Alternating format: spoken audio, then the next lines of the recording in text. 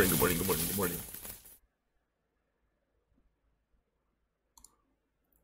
morning. $155 billion, almost 156. Even with the FUD out of Russia, I'm telling you, the market does not care anymore. Places like Zimbabwe going for almost 8,000. You're starting to see Bitcoin going for almost 8,000. You're starting to see the real true power of Bitcoin, because who's going after it? It's the people who need it. It's the biggest use case ever when you're talking about Bitcoin. So many countries can be freed from poverty. So many countries are down because they just simply don't have access to financial institutions like the rest of us. You take that shit for granted, that you got like a PayPal account, or you can just bank wire somebody across the world some money to work for you. That's not that simple. Imagine if you couldn't hire anybody except people that were like local to you. Let that sink in. You couldn't run an online business. You couldn't pay somebody in another fucking continent, another country. A lot of people, that's how it is. And it's even worse than that, because not only can they not access the outside world, I mean pay people or even be paid, you know, without the fees being so ridiculous. And some are even cut off from that. Can't even pay, you know, ridiculously high fees to get it out and wait a atrociously long time.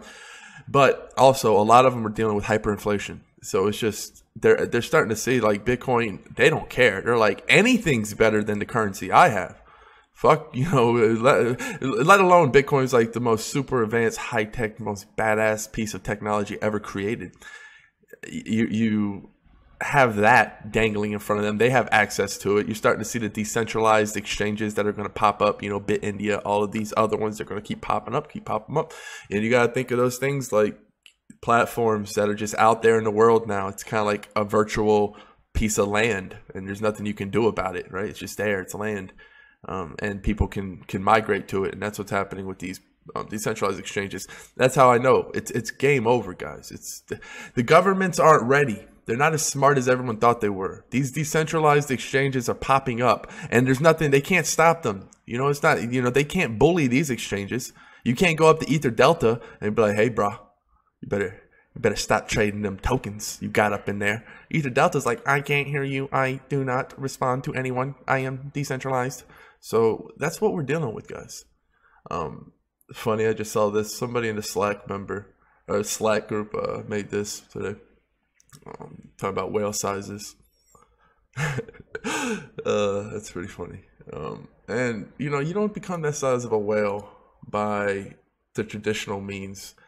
For instance, I was doing something yesterday, and one of my friends called me up. I was like, hey man, you know, what are you doing? They're like, oh man, I'm at the bar, blah blah blah. Just they ran into an old friend of mine. You know, we got into talking, and it was just funny because they were like, you know, what are you doing? And I'm basically working. Like, that's all I do. All I do is work. And they're like, man, you know, it's like, and I told them what I was doing. And I was like, wait, you're fucking right now, you're working and you're not even getting paid? Because I was just doing some free work for somebody. I do that a lot. Like, it's funny. I spend most of my time doing shit for free. And that's the truth. Like, I'm constantly just doing free shit all day. You know why? Because, all right, let's say you work for somebody and then they pay you. You get nothing out of that but the money. That's all you get out of it. Even if you do a good job, they'll be like, oh, you know, they might get you next time. But you're not going to build any kind of real relationships doing that. However, if you provide value for free and you overachieve, so you give them more than they expected for free, that's how you build a relationship. Those are very rare.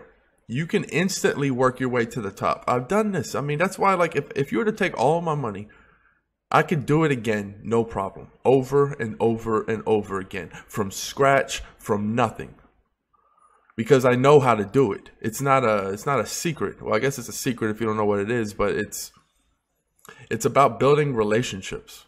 I have lifelong relationships, and it's very, very difficult to build a relationship if you're only worried about yourself.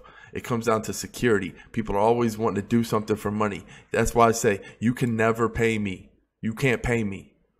Right. And when I meet people that I can't pay, then I realize that's when real recognizes real. You know, when the people are like, nah, your money's no good to me.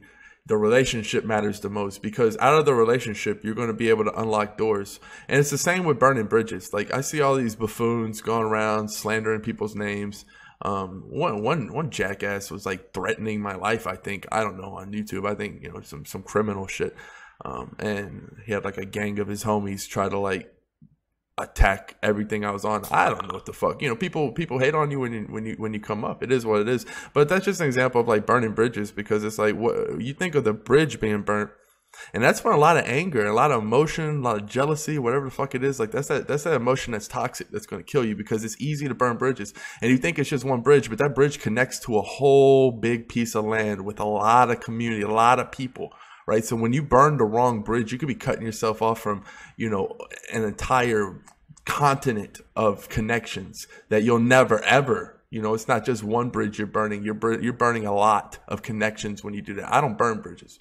I'm not a bridge burner. It's very, very hard to get on my bad side. And when you are, you just kind of float into the distance as a ghost, because I don't pay attention. I don't pay the energy to hate on people. I don't have that. It's not, I have it in me. Of course, I have that fucking hate. I have that disgust. I want to kick somebody in the fucking teeth sometimes, but I channel that into my work and into my workouts and into my life and into my relationships, because the energy is kind of like fire.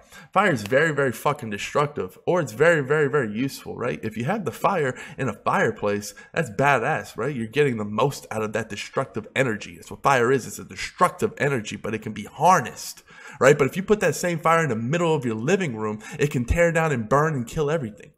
And that's the difference. If you let your emotions burn out of you and just, you have no emotion, it's going to destroy your entire fucking life. But if you can harness it, it can save your life and bring you to heights you've never even known. I don't ever get tired. I don't, in my goal chasing, when you're talking about my work ethic, like, I don't get tired because I have so much of that. I'm really, really keen, really, really hyper focused on where my energy goes and where my attention goes. And I'm really good at, it wasn't at first, everyone starts off with the fire in the middle of the living room because it's easy to start a fire in the middle of the living room. You don't need no fucking practice. You just light a match and throw it down, right? But to build a fireplace and to actually construct the blueprints and have something, that takes time. You got to do it. You just don't have a fucking fireplace. You have to build that shit. And that's what people don't understand. You start off with the fire, you just throw it in thing. That's why people get mad and they can't handle it sometimes. And I understand. All it takes is some constructive mind therapy that you can do on yourself. I didn't have to go. This was all self-taught. Anyone can do this. So if you can combine the fact that you can take all the hate, give that, and I'm speaking to the people that hate me. Hey, I love you. Maybe you can take a lot of that hate and then put some good value out, right? Because the fire, the bridges you're radically burning, it's going to leave you on an island. And then what happens when you run out of resources? But the point is, moving on, my friend was surprised last night, or the other day when I called him, because, they watch my show and, they know I've become successful. And they're like, they were thinking like, man, you're on the fucking beach and exotic countries.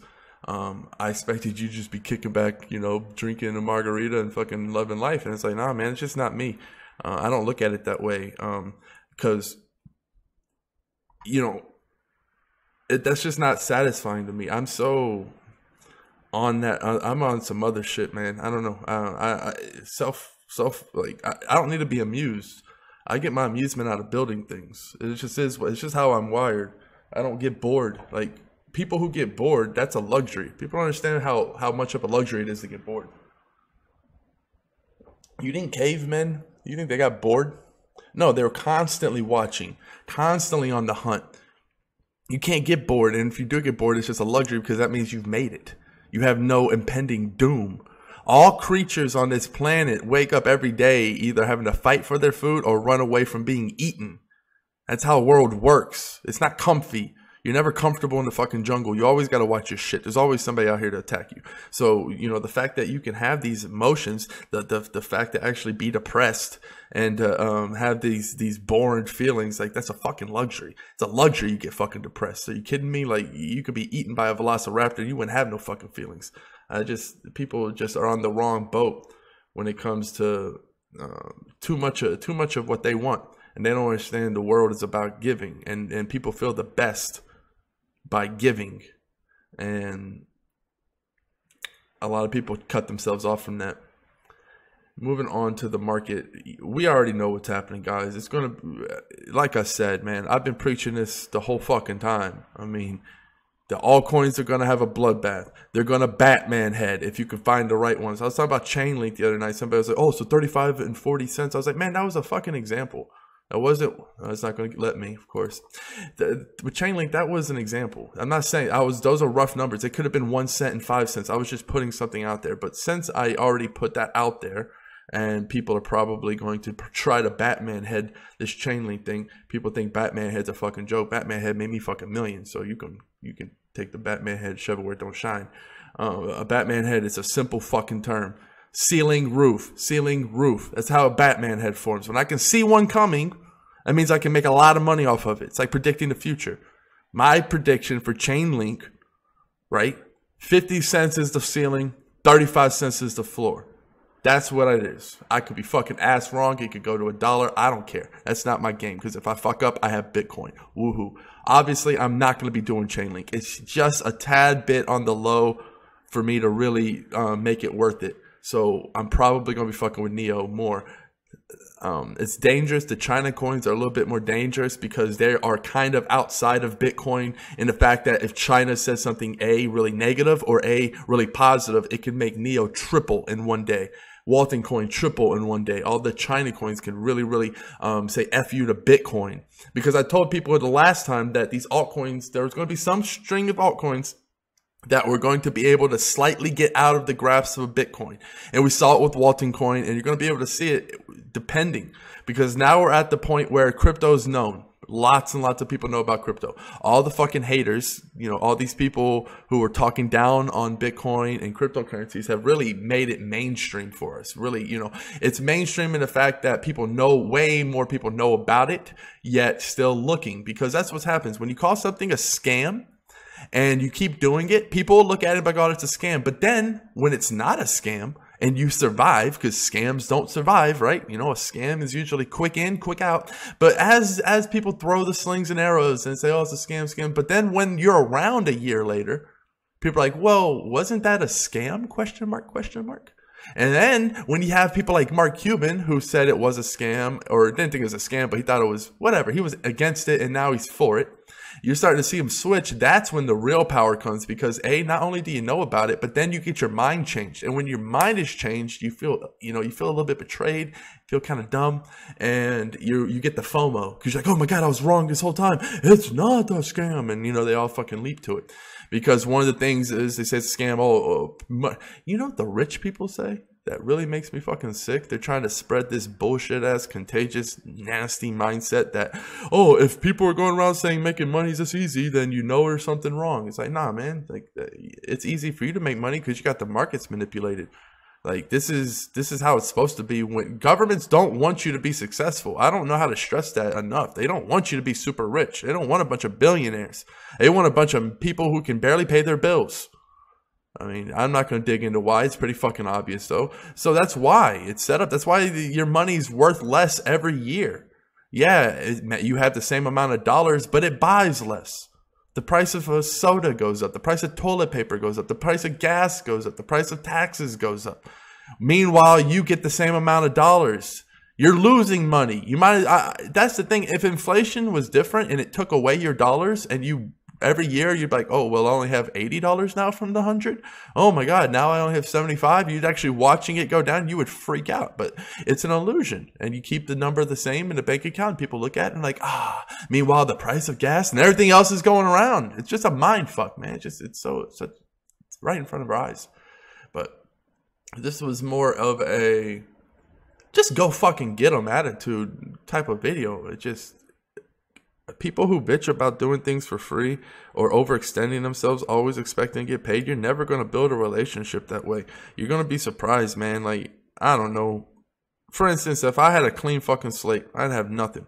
I'd roll the fucking ball. What if it landed on graphic designer? I would do everything in my power to become the best graphic designer ever. And then I would give away my graphics for free. That's just one random ass example, right? Like, just because you don't know how to do something doesn't mean you can't learn it. And if you don't have patience to go through the trials and tribulations of learning a skill, mastering it, eating shit, then you get paid. Then don't fucking say you want $1 million, because that's what it fucking takes. You don't want it.